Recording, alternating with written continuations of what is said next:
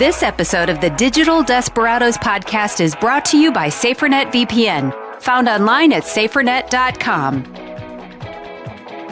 Hey, welcome to the Digital Desperados podcast featuring dark tales from the web. Patrick McMurphy's here today to tell us our dark tale, part 2 of the Julian Assange story, because it was so big we ran out of time on the last episode. I hope you've all been waiting with bated breath. And of course, Brad Hawkins is here today, founder, CEO of SaferNet VPN. SaferNet's got so many controls way beyond their VPN, and we'll tell you all about them in just a second. And I'm Jim Brangenberg, and I'll serve as your story guide, crowd control, whatever my role is. The podcast, of course, is brought to you by SaferNet, and SaferNet is a VPN, powerful VPN, so powerful you can use your computer on the public Wi-Fi anywhere that you go. Web filters, internet controls, easy to use internet console. So you can see where all of your employees are surfing on the internet and doing on the internet while you're paying them to do their job during the workday. It's priced so that every company can take advantage of these powerful features. Check out SaferNet.com, SaferNet.com. All right, Patrick, on the last episode, you just laid up where WikiLeaks really became famous, including their organizational statement, which we took us 25 minutes to actually get through. But basically, Julian Assange really felt like it was his role that if a company wasn't going to be truthful about what was going on, he was going to help them. He was going to help them be truthful. Yeah, exactly. And I mean, that's it. And, WikiLeaks, they publish internet censorship lists, leaks, classified media from anonymous sources, all this kind of thing. So Assange eventually gets promoted to editor-in-chief and one of the 4 permanent staff of WikiLeaks. They established actually some very interesting and good relations with several media outlets, including those in Germany and Britain. Now, we're not going to go over all of their leaks because this would be a 4-part episode if we did. But we'll go over, I suppose, the major beats chronologically. So 2007 was the Peruvian oil scandal. So this is one of the big early ones, and it just basically was showing the corruption in the Peruvian oil industry.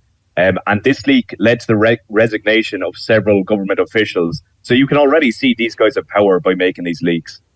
2008 is the bank Julius Baer. So WikiLeaks published documents from this Swiss bank. These leaks detailed money laundering, tax evasion. The bank tries to shut down WikiLeaks through legal action. They spectacularly fail. But they failed so hard that they actually make WikiLeaks more famous, because if you want to shine a light on anything, bring them to court, because now everyone knows about the thing. 2010, this is a really big one. So there's a couple of major ones here. There's collateral murder, the Afghanistan war logs, the Iraq war logs, and the US diplomatic cables. So collateral murder, so it's a classified US military video showing an Apache helicopter attack in Baghdad. It kills multiple people, including 2 Reuters journalists. This was really, really controversial. It led to a lot of people in the media questioning the military in Iraq. The Afghanistan war logs, so they published 75,000 classified US military documents detailing the war in Afghanistan. These went over things like civilian casualties, unreported incidents of friendly fire, and the covert role of CIA in it all. The Iraq war logs, so these were 400,000 classified military documents about the Iraq war. They were talking about instances of torture, abuse, civilian deaths. These things were never reported before. And that's where the waterboarding thing came out. Yeah, exactly. The US diplomatic cables, this is known as Cablegate at the time. So it was a collection of more than 250,000 US State Department cables. And these were all diplomatic communications. They were exposing confidential discussions, kind of these candid assessments of various world leaders. It created a lot of diplomatic and international tension, as you can imagine. So over the years, there's a lot big controversial ones, including a lot about Guantanamo. And of course, in 2016 was the Democratic National Committee email leak, which was massive in 2016. I think it was all over the news. Wow. Okay. Crazy. Go ahead, Brad. So, Patrick, go back a touch. Explain a little bit in more detail what WikiLeaks was for those people that were in high school back in those days and weren't paying attention. But the related aspect of being able to hack and get this material, talk a little bit about the fact that, or where this all came from.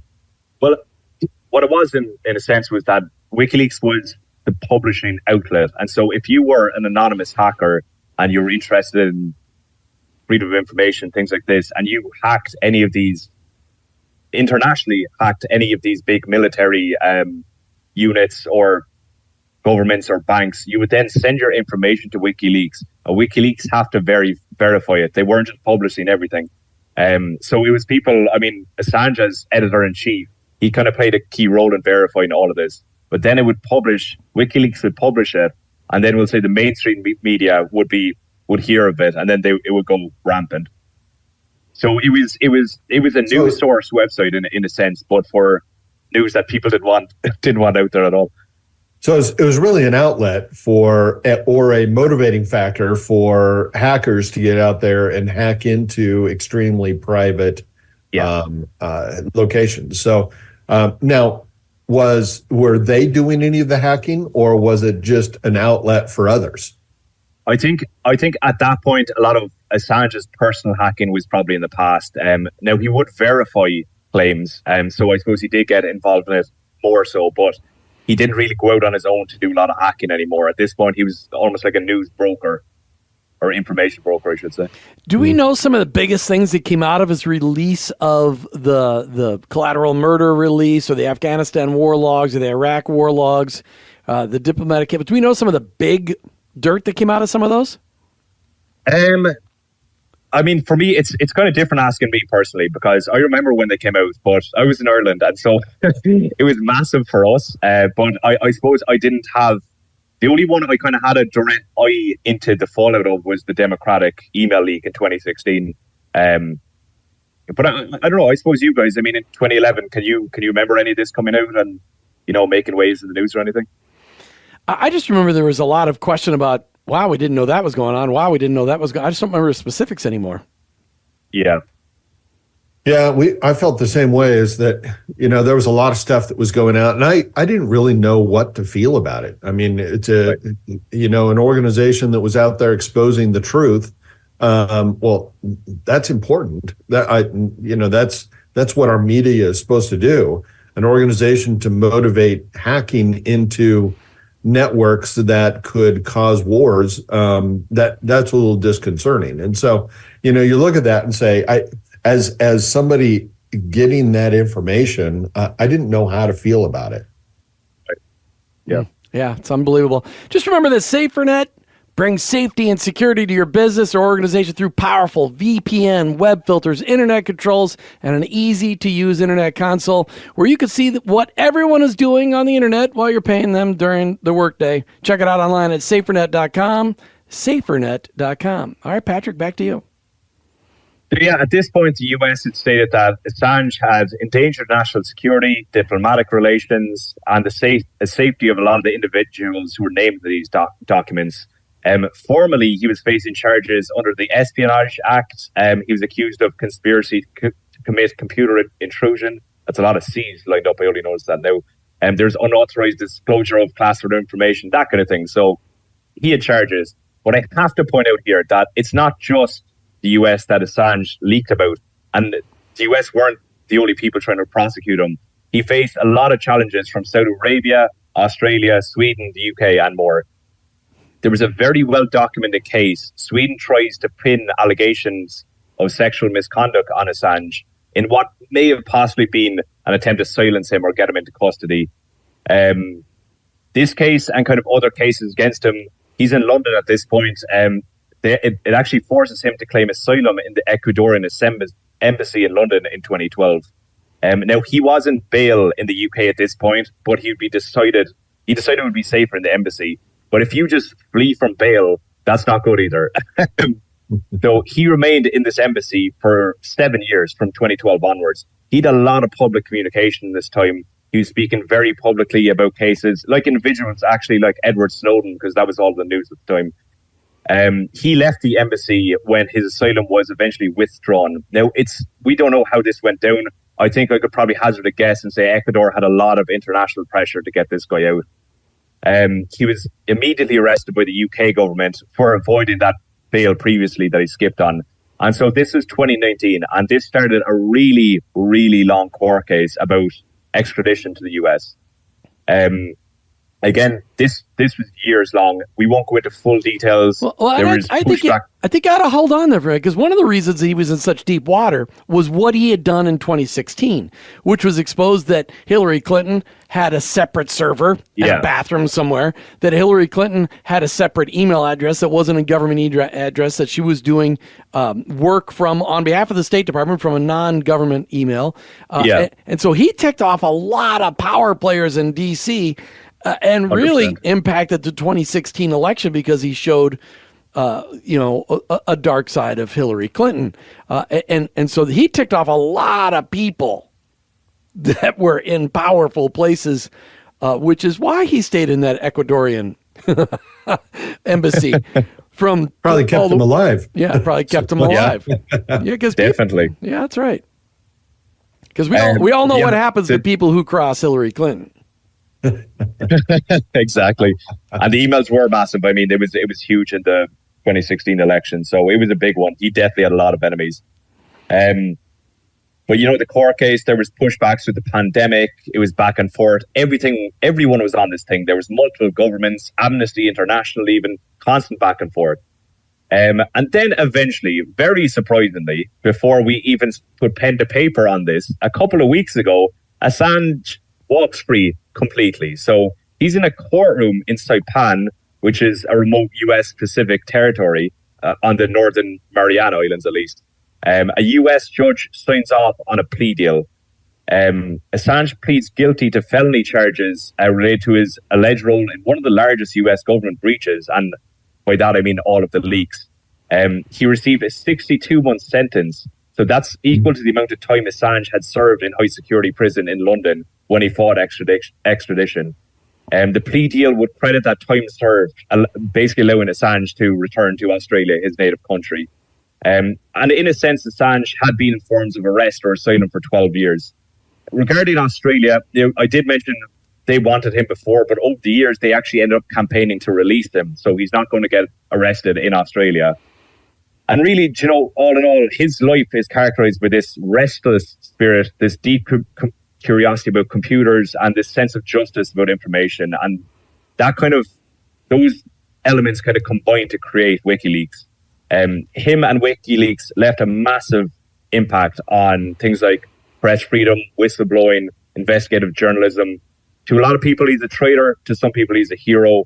And it really reflects this kind of interplay between, national security and people's right for information to know the truth. WikiLeaks today, it's still massive. They're releasing stuff every other day. They're still a massively influential entity in journalism and information.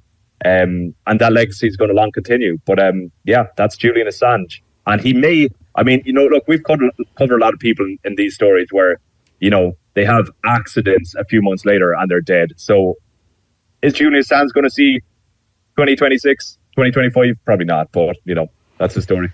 What's really interesting was we also see a lot of these very public hackers being released or not put in prison for governments to hire them to do the work behind the scenes. And so it very well could be that there's an agreement with some government, and and they're out there saying, okay, now you've served your time, now you get to serve us. And so, who knows what direction it's going to go. But I think there's a lot of evidence on both sides that we ought to take a look and pay attention to this over a little bit of time and see what happens. So. Yeah, we'll definitely keep our eyes and ears on this story, because I imagine right now Julian's probably signing a contract with the Australian government, but who is he being hired to hack and watch? Exactly. That's really the question that needs to be answered. Patrick McMurphy, great story. I know it took 2 episodes, but wow, Julian Assange, a guy still today, still in the news, even this weekend as we record this podcast. Pretty unbelievable. Can't wait to hear what's next. But thank you so much for bringing it here to us. And thanks to SaferNet as well. You heard it here. The internet and everything digital can have a dark side with many dark players and some dark players that wear Knights uniforms. It's why you need SaferNet by your side. Everybody needs a VPN, antivirus, 84 web filters, and so much more. Thanks to SaferNet for supporting our efforts to bring these stories to your ears and giving them the exposure they need. And for your own security and the security of those you love and those you work with, check out SaferNet.com and get secured today. Till the next time, click only on the attachments you trust from those you trust and delete the rest. Or you may become the next victim of a digital desperado. This episode of the Digital Desperados podcast is brought to you by SaferNet VPN, found online at SaferNet.com. We have an app for that? What? An app for cybersecurity for all your devices? Are you a business owner concerned about cybersecurity? SaferNet VPN offers the perfect solution. Protect your company and family with a single app. With our cloud-connected cybersecurity platform, enjoy VPN, internet controls, and virus protection. Stay safe online with SaferNet VPN today. Get secured now. Sign up at SaferNet.com. That's SaferNet.com.